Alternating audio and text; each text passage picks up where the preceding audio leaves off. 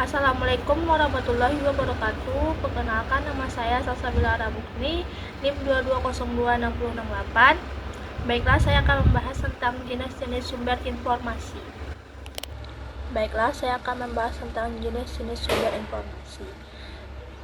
Sumber informasi terbagi menjadi tiga, yaitu sumber informasi primer, sumber informasi sekunder, dan sumber informasi tersier. Baiklah, saya akan membahas tentang sumber informasi primer. Sumber primer adalah dokumen, catatan, atau bahan asli yang mencatat kejadian atau informasi pada waktu yang sama, atau mendekati waktu kejadian tersebut. Contohnya, termasuk surat, dokumen resmi, dan laporan mata-mata. Karakteristik sumber informasi primer: 1. Bersifat asli dan langsung dari pihak pertama. 2. Memiliki nilai kepercayaan. 3. Biasanya lebih relevan dengan topik atau peristiwa karena berasal langsung dari sumbernya. 4. Lebih mutakhir karena perolehannya langsung pada saat peristiwa terjadi. Selanjutnya, memiliki keakuratan yang sangat tinggi. 1. Paten. Paten adalah hak eksklusif yang diberikan oleh pemerintah kepada pemiliknya untuk mengontrol dan melarang pihak lain menggunakan atau membuat, menjual, atau mendistribusikan penemuan atau inovasi yang baru dan berguna. Paten memberikan perlindungan hukum terhadap pemanfaatan atau reproduksi tanpa izin dari suatu penemuan teknologi atau metode tertentu. Beberapa poin kunci terkait dengan paten. 1. Penemuan yang dapat dipatenkan. Untuk mendapatkan paten, suatu penemuan harus memenuhi kriteria tertentu, termasuk kebaruan, tingkat kebaruan, dan kegunaan industri. 2. Waktu perlindungan. Paten memberi hak eksklusif selama jangka waktu tertentu, yang biasanya bervariasi antara negara-negara, namun umumnya berkisar dari 15 hingga 20 tahun. 3. Kewajiban publikasi. Pemegang paten diharuskan untuk mempublikasikan rincian menemukan mereka, sehingga informasi tersebut dapat menjadi pengetahuan umum. 4. Kualifikasi paten. Ada berbagai jenis paten, termasuk paten barang dan jasa, paten desain, dan paten tanaman yang sesuai dengan jenis penemuan atau inovasi yang dilindungi. Paten merupakan insentif bagi peneliti ilmuwan yang perusahaan untuk berinvestasi dalam riset dan mengembangkan dengan memberikan perlindungan hukum terhadap pengguna atau reproduksi tanpa izin dan menemukan mereka. 2. Standar SOP. Standar SOP, standar prosedur operasional, adalah dokumen yang merinci langkah-langkah dan prosedur yang harus diikuti oleh individu atau organisasi untuk menjalankan suatu tugas atau aktivitas tertentu. Organisasi untuk menjalankan suatu tugas atau aktivitas tertentu tujuannya adalah untuk memastikan konsistensi, efisien, dan kepatuhan terhadap aturan atau kebijakan yang telah ditetapkan. Beberapa elemen umum yang mungkin terdapat dalam standar SOP meliputi: 1. Tujuan, menjelaskan alasan dan tujuan dari prosedur yang menjelaskan dalam SOP. 2. Tanggung jawab, menetapkan siapa yang bertanggung jawab untuk melaksanakan langkah-langkah tertentu. 3. Langkah-langkah operasional,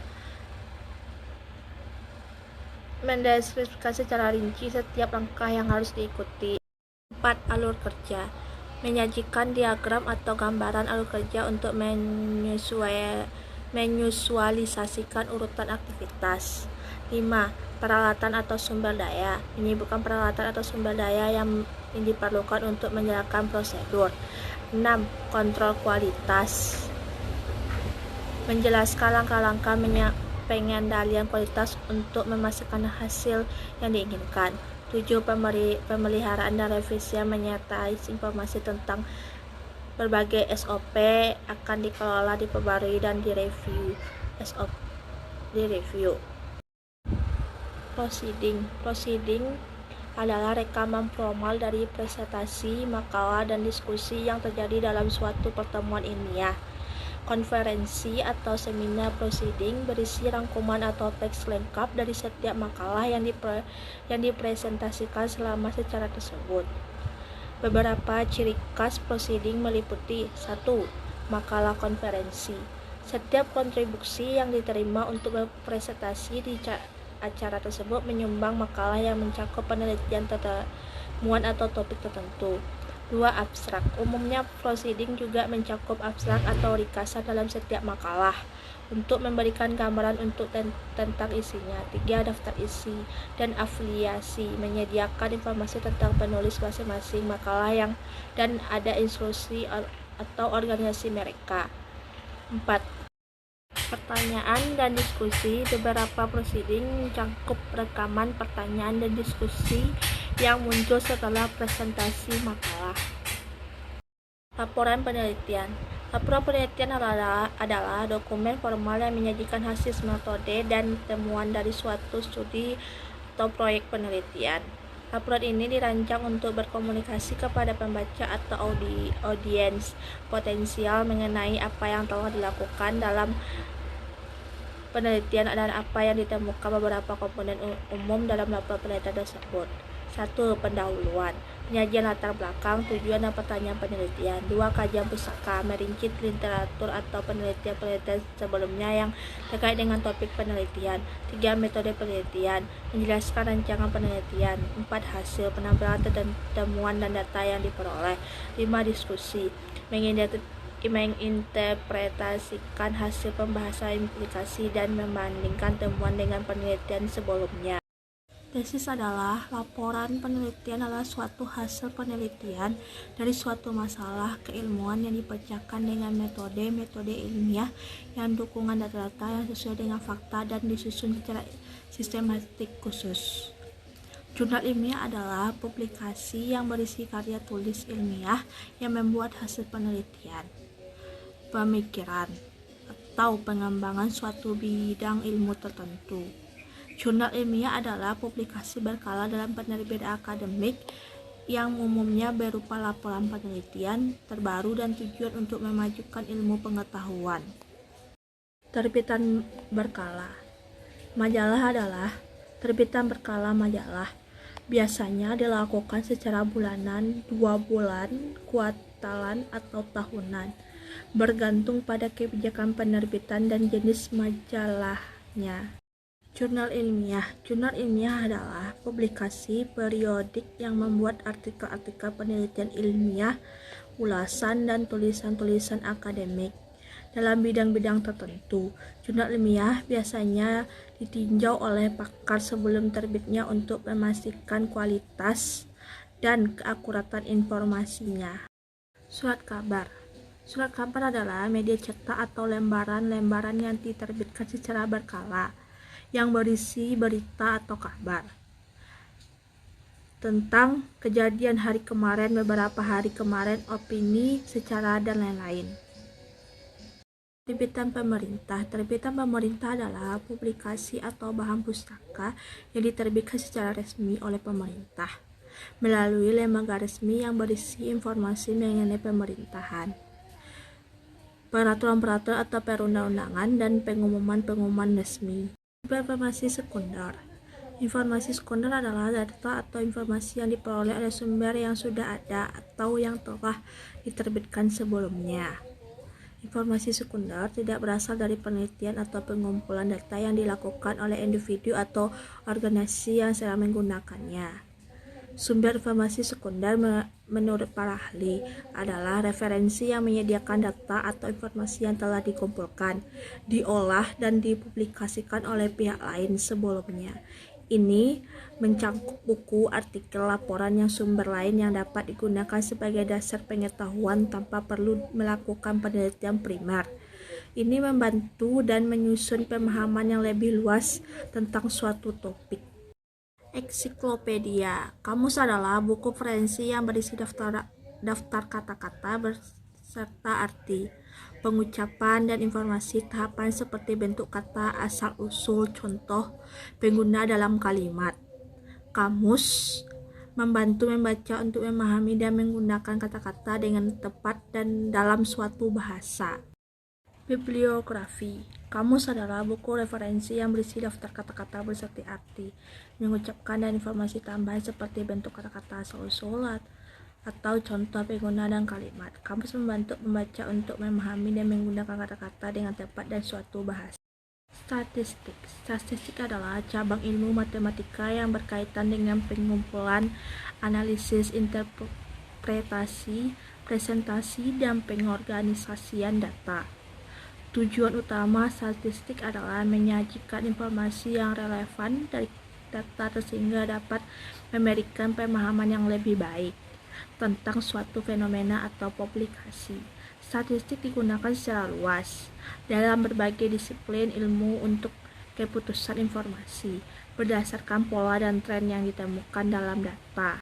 Majalah indeks. Majalah indeks adalah daftar atau direktori yang mencantum artikel-artikel yang terdapat dalam suatu majalah. Biasanya disusun berdasarkan topik atau kata kunci tertentu. Indeks ini membantu pembaca atau peneliti untuk dengan cepat menemukan artikel yang relevan dengan topik yang mereka cari dan edisi-edisi tertentu dari suatu majalah. Majalah abstrak. Majalah abstrak adalah publikasi yang berisi ringkasan singkat atau abstrak dari artikel-artikel ilmiah atau penelitian yang diterbitkan dalam suatu majalah ilmiah. Abstrak ini memberikan gambaran singkat tentang tujuan, metodologi, hasil dan kesimpulan dari artikel tanpa harus membaca keseluruhan naskah. Majalah abstrak membantu membaca untuk dengan cepat memahami esensi dari penelitian yang dilakukan dalam berbagai bidang. Majalah abstrak. Majalah abstrak adalah publikasi yang berisi ringkasan singkat atau abstrak dari artikel-artikel ilmiah atau penelitian yang diterbitkan dalam suatu majalah ilmiah. Abstrak ini memberikan gambaran singkat tentang tujuan, metodologi, hasil dan kesimpulan dari artikel tanpa harus membaca keseluruhan naskah. Majalah abstrak membantu membaca untuk dengan cepat memahami esensi dari penelitian yang dilakukan dalam berbagai bidang. Sumber geografi. Sumber geografi adalah informasi, data, atau referensi yang digunakan dalam studi tentang ruang dan tempat. Ini melibatkan peta, literatur, geografi, data, statistik terkait wilayah, dan hasil penelitian mengenai fenomena geografis. Sumber-sumber ini membantu ahli geografi untuk memahami dan menganalisis distribusi, interaksi, dan karakteristik fisik serta manusia di berbagai wilayah. Handbook. Handbook adalah buku referensi yang dirancang untuk memberikan panduan praktis atau informasi terperinci mengenai suatu subjek tertentu. Biasanya handbook berisi aturan, prosedur, panduan, atau instruksi yang dapat membantu membaca dan situasi tertentu, seperti panduan pengguna, pedoman teknis, atau manual operasi. Sumber informasi tersier. Sumber informasi tersier adalah sumber yang merangkum, mengomplikasi atau menginterpretasi informasi dari sumber-sumber primer dan sekunder. Sumber ini terjadi langsung terlibat dari peristiwa atau penelitian yang dijelaskan tetapi memberikan ringkasan, analisis, atau sintesis informal. Contohnya sumber informasi tersier meliputi 1. Ensiklopedia, menyajikan informasi umum dan ringkasan topik tertentu. Buku referensi seperti kamus atau alamat dan memberikan definisi. 3. Review atau artikel tinjauan, menyajikan analisis atau sintesis atas penelitian atau karya-karya sebelumnya. 4. Bibliografi, daftar sumber-sumber yang relevan dan topik tertentu. Sumber informasi tersier memberikan pemahaman yang lebih luas atau kontraktual terhadap suatu subjek tanpa. Katalog pusat dokumentasi. Katalog pusat dokumentasi adalah sumber sistem yang mencakup daftar atau database yang menyimpan informasi terperinci tentang koleksi dokumen. Yang menyimpan informasi terperinci tentang koleksi dokumen seperti buku, jurnal, artikel, dan sumber informasi lainnya. Ini membantu dalam mengidentifikasi, menemukan, dan mengakses sumber daya informasi yang tersedia dalam suatu koleksi. Seringkali dengan menyediakan deskripsi singkat, informasi, klarifikasi, dan cara untuk menemukan materi tersebut. Direktori. Direktori adalah struktur organisasi atau daftar yang membuat informasi tentang file atau folder dalam suatu sistem komputer.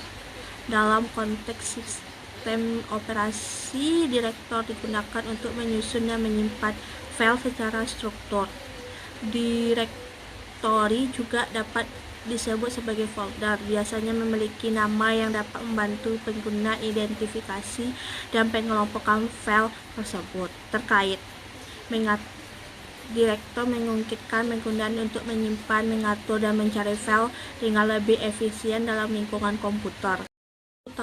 Buku tahunan adalah publikasi tahunan yang mencakup ringkasan kejadian, pencapaian dan kenangan dalam suatu organisasi, lembaga pendidikan, atau kelompok tertentu selama 1 tahun. Biasanya buku tahun ini berisi foto-foto, catatan kegiatan, kilas balik, serta tulisan atau duplikasi dari anggota atau staf. Buku tahunan sering dipublikasikan oleh sekolah sebagai kenang-kenangan bagi siswa, tetapi juga dapat ditemukan di berbagai organisasi atau perusahaan sebagai cara untuk merayakan dan merekam peristiwa selama setahun terakhir. Almanak adalah suatu publikasi tahunan yang mengandung informasi tergular pada suatu atau beberapa topik yang disusun sesuai dengan data, dan berbagai jenis juga ditemukan pada almanak. Bibliografi. Dari bibliografi adalah istilah yang merujuk pada daftar referensi atau sumber-sumber yang digunakan dalam sebuah bibliografi. Dalam konteks penulis akademik dan literatur, sebagai bibliografi umumnya mencantum sumber-sumber yang penulisnya menggunakan untuk mendukung atau memberikan dasar teoritis pada tulisannya. Jadi jika kita membicarakan bibliografi, dari bibliografi itu bisa berujuk pada daftar referensi atau sumber-sumber yang digunakan oleh penulis bibliografi tersebut. Dalam hal ini, pembaca dapat menemukan referensi tambahan yang mungkin membantu dalam memahami atau mengeksplorasi lebih lanjut topik yang membahas dalam bibliografi utama. Namun perlu dicatat bahwa istilah ini mungkin kurang umum dan konteksnya bisa bervariasi tergantung pada jenis tulisan atau penelitian yang bahan ajar. Bahan ajar merujuk pada materi atau sumber daya yang digunakan untuk membantu proses pembelajaran dan pengajaran.